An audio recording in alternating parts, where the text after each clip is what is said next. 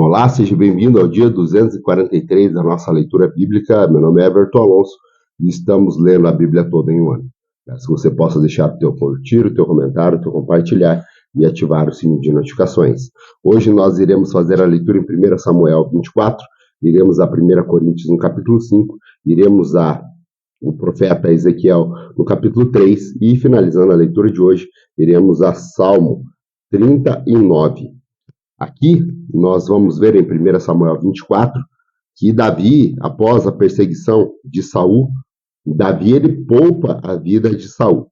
Vamos a essa leitura que está em 1 Samuel 24, diz assim: Saul voltou da luta contra os filisteus e disseram-lhe que Davi estava no deserto de En-Gedi. Então Saul tomou 3.000 dos seus melhores soldados de todo Israel e partiu à procura de Davi e seus homens, perto dos rochedos dos bodes selvagens. Ele foi aos currais de ovelhas que ficavam junto ao caminho. Havia ali uma caverna, e Saul entrou para nela fazer as suas necessidades. Davi e seus soldados estavam bem no fundo da caverna. Eles disseram: Este é o dia sobre o qual o Senhor falou a você. Entregarei nas mãos do seu inimigo para que você faça o que quiser. Então Davi foi com muito cuidado e cortou uma ponta do manto de Saul, sem que ele percebesse. Mas Davi sentiu bater-lhe o coração de remorso por ter cortado uma ponta do manto de Saul. E então disse aos seus soldados: Que o Senhor me livre de fazer tal coisa ao meu senhor, que erga a mão contra ele, pois é ungido do Senhor. Com essas palavras, Davi repreendeu os soldados e não permitiu que atacassem Saul. E este saiu da caverna e seguiu seu caminho. Então Davi saiu da caverna e gritou para Saul: Ó rei, meu senhor! Quando Saul olhou para trás, Davi inclinou-se com o rosto na terra e disse: Por que o rei dá atenção aos que dizem que eu pretendo te fazer mal? Hoje o rei pode ver com os teus próprios olhos que o Senhor te entregou em minhas mãos na caverna. Alguns insistiram para que eu te matasse, mas te poupei, pois disse: Não erguerei a minha mão contra o meu senhor, pois ele é ungido do Senhor. Olha, meu pai, olha para esse pedaço do meu manto em suas mãos. Cortei a ponta do seu manto, mas não te matei. Agora entenda e reconhece que eu não sou culpado de te fazer mal ou de rebelar-me. Não te fiz mal algum, embora esteja à minha procura, para tirar minha vida. O Senhor julgue entre mim e ti. Vingue eles os maus que têm feito contra mim, mas não levantarei a minha mão contra ti. Como diz o provérbio antigo, dos ímpios vêm coisas ímpias. Por isso, não levantarei minha mão contra ti. Contra quem saiu o rei de Israel? A quem está perseguindo? A um cão morto, a uma pulga. O Senhor seja juiz e nos julgue. Considere ele a minha causa e a sustente. Que ele me julgue, livrando-me das tuas mãos. Tendo Davi falado todas essas palavras, Saul perguntou: É você, meu filho Davi? E chorou em alta voz. Você é mais justo do que eu, disse a Davi. Você me tratou bem, mas eu o tratei mal. Você acabou de mostrar o bem que tem feito. O Senhor me entregou em suas mãos, mas você não o matou. Quando o homem encontra o inimigo e deixa de lhe fazer mal, o Senhor o recompensa com bem, pelo modo que você me tratou hoje. Agora tenho certeza que você será o rei e de que o reino de Israel será firmado em suas mãos. Portanto, jure-me pelo Senhor que você não eliminará meus descendentes, nem fará meu nome desaparecer da família de meu pai. Então Davi fez um juramento a Saul e voltou para casa. Mas Davi e seus soldados foram para Fortaleza. Vamos agora ao livro escrito, a carta enviada do apóstolo Paulo à igreja de Corinto. A primeira carta diz assim, em 1 Coríntios, no capítulo 5, que vai falar sobre a imoralidade da igreja. 1 Coríntios 5. Por toda parte se ouve que há imoralidade entre vocês, imoralidades que não ocorrem nem entre os pagãos, a um ponto de vocês possuírem a mulher de seu pai, e vocês estão orgulhosos, não deviam, porém estão cheios de tristezas, e expulsar da comunhão aquele que fez isso?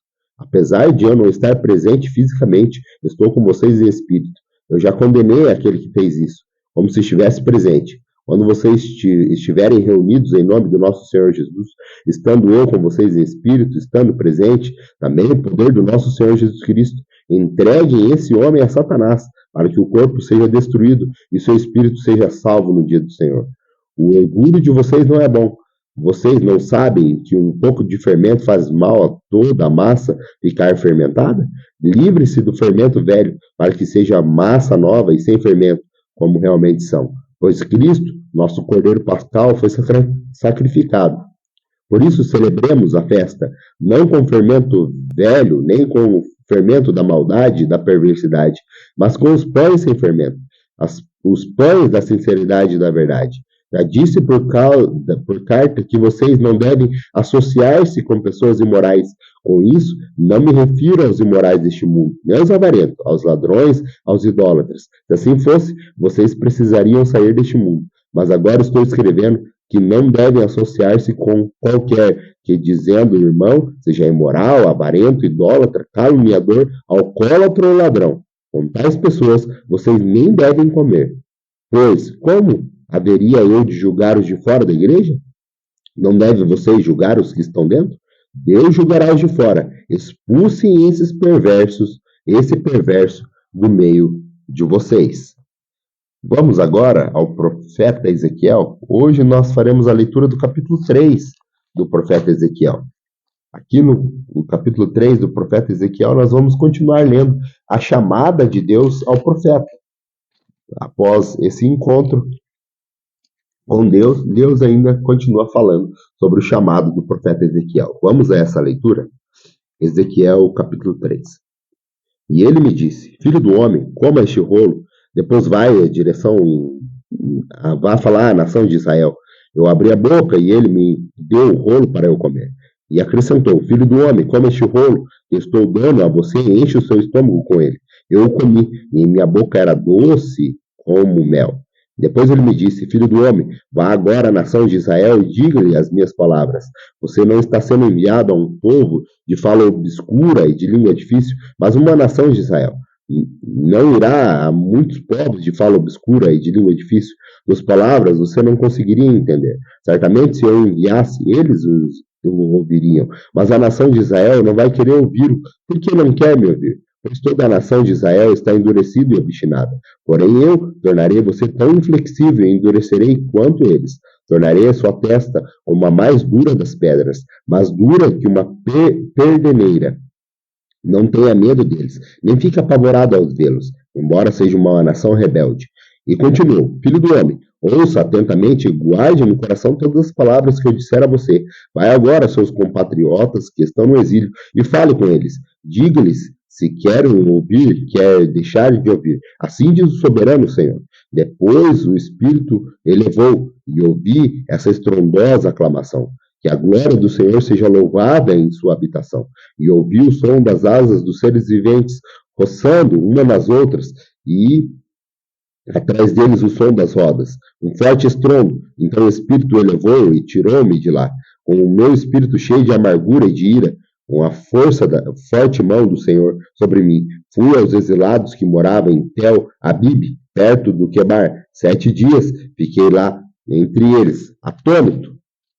Da mesma forma, quando o justo se desviar da justiça e fizer o mal, e eu puser uma pedra de tropeço diante deles, ele morrerá. Uma vez que não o advertiu, ele morrerá pelo pecado que cometeu. Me desculpe, eu pulei o verso 16. Diz assim, ao fim dos 7 dias, a palavra do Senhor veio a mim. Filho do homem, disse ele, eu fiz sentinela para a nação de Israel. Por isso, ouça a palavra que digo a você e leve a eles a minha advertência. Quando eu disser ao ímpio que ele vai morrer e você não o advertir e nem lhe falar para persuadi-lo de seus caminhos e salvar a vida dele, aquele ímpio morrerá por sua iniquidade para mim. Porém, você será responsável pela morte dele. Se, porém, você advertir o ímpio e ele não se desviar da sua impiedade ou dos seus maus caminhos, ele morrerá por sua iniquidade, mas você estará livre dessa culpa. Da mesma forma, quando o justo se desviar de sua justiça e fizer o mal, e eu puser uma pedra de tropeço diante dele, ele morrerá.